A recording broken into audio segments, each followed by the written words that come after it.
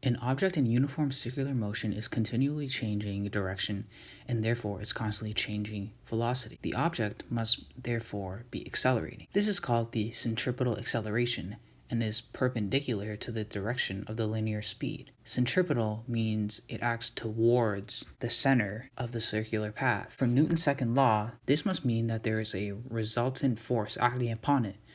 This is known as the centripetal force and is what keeps the object moving in a circle.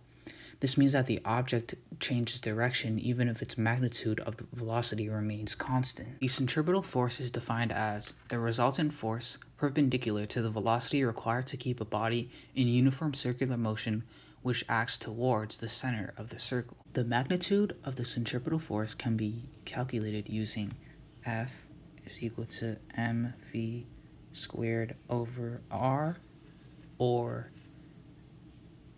mrw squared, where F is the centripetal force in newtons, v is the linear speed in meters per second, r is the radius of the orbit in meters, and w is the angular speed in radians per seconds. Now this formula is derived from Newton's second law, F is equal to ma, and we replace a with v squared r. A space station is shaped like a rotating cylinder to simulate gravity for the astronauts inside. The cylinder has a radius of 100 meters and rotates with an angular speed of 0.05 radians per second. An astronaut of mass 80 kilograms is standing against the inner surface of the cylinder. First, calculate the astronaut's apparent weight. To calculate the astronaut's apparent weight, we must think of Newton's second law, which is F is equal to m times a. In the context of circular motion, the centripetal force is the net force responsible for keeping an action in its circular path. The centripetal acceleration is given by AC is equal to w squared r.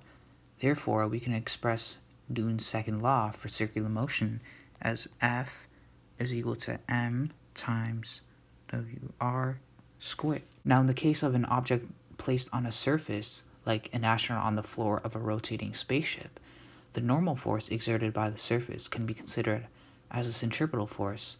Additionally, the gravitational force acting on the object is mg. Therefore, the total normal force or apparent weight is the sum of the gravitational and the centripetal force.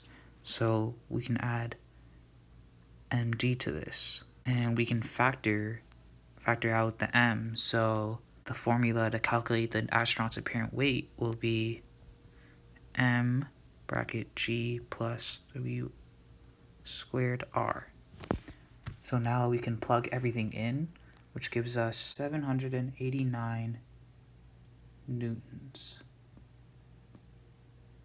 Now, to determine the centripetal force acting on the astronaut, we can use the formula that we talked about earlier in the video, which is F is equal to mw r squared times r. Now we can just simply substitute the values in, which will give us 80 times 0.05 squared times 100, which is 20 newtons.